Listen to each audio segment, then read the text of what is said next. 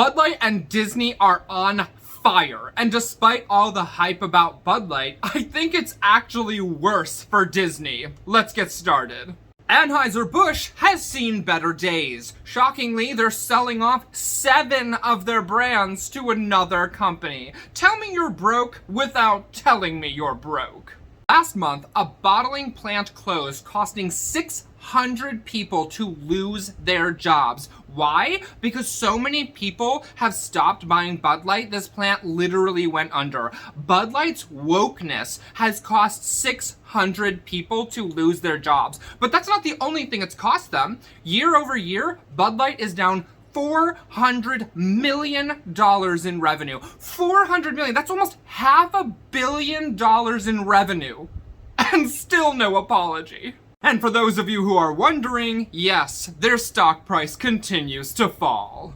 To be clear, that means Anheuser-Busch would rather lose almost $500 million so far rather than apologize to their conservative customers. That is how much they hate us. So to those of you asking, when does this boycott end? The boycott ends when Anheuser-Busch feels comfortable openly supporting their conservative values of their customers in the same way they felt comfortable openly supporting woke ideologies. So probably never. And now for the Disney.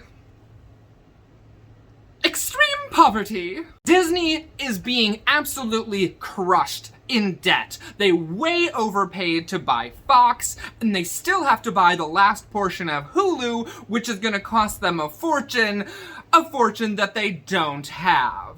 Since its launch in 2019, Disney Plus has literally never been profitable. They projected that it would become profitable in 2024. The problem with that, it's literally bleeding subscribers quarter after quarter. This last quarter, they literally went all out. They partnered with a bunch of companies to give out either super discounted subscriptions or sometimes literally free subscriptions to Disney Plus.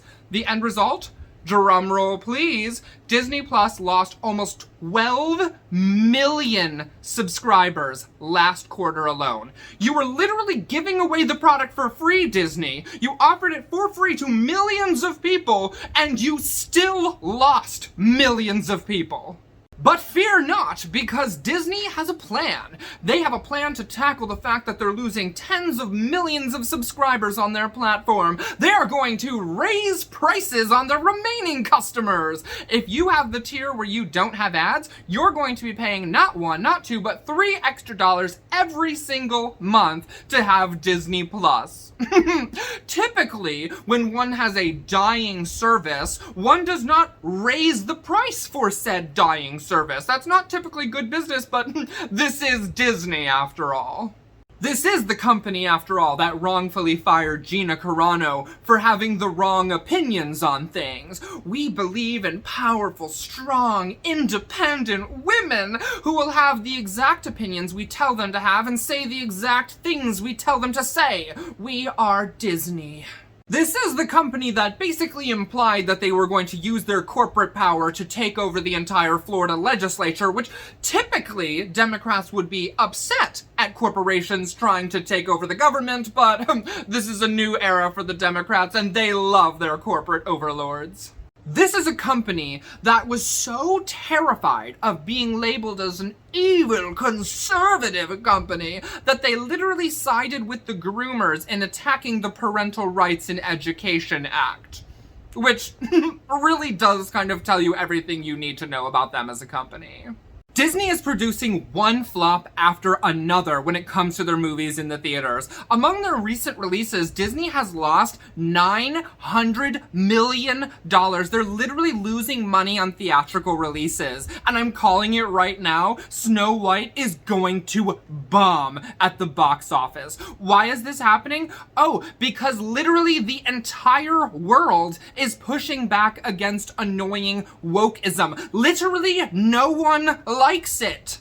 As a gay man, I'm telling you, we really don't need LGBT representation in every movie and in every show and in every video game. Like, it's just so much at this point. It doesn't reflect real life. It's just so unnecessary. And honestly, while we're talking about this, why are we erasing all the white people from movies and commercials? Like, when did this start? Wokeness is literally so bad for business. In the first Avengers movie, Captain America says, and I quote, "There's only one God, ma'am, and he doesn't dress like that. The God he's referencing is Jesus Christ." Tell me, was there a huge financial backlash against that? No, the movie was a massive financial hit. Now that Marvel's gone woke and has shifted from appeasing the center and the right to trying to appease the left, how's it doing? How's it doing? Oh, it's failing miserably.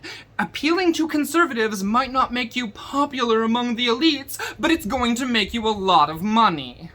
Disney is doing so poorly that they literally lost money in the last quarter. They lost hundreds of millions of dollars because of their wokeness. And they're gonna lose a lot more because they're likely to lose a lot of subscribers due to the price hikes. It's just a downward spiral. If Disney and Bud Light want to earn back conservative customers, they need to stop shoving leftist propaganda into all the movies, shows, and marketing. They need to move back towards the center and stop needlessly alienating conservatives for literally no reason. I want to know who it was that convinced all of these higher-ups in the companies that alienating half of your customers was a great business strategy. Both Disney and Bud Light need to start with an apology, and then they need to actively court conservatives, as they have been actively courting Democrats, and they need to do it for a few decades if they want to fully repair the damage that has been done.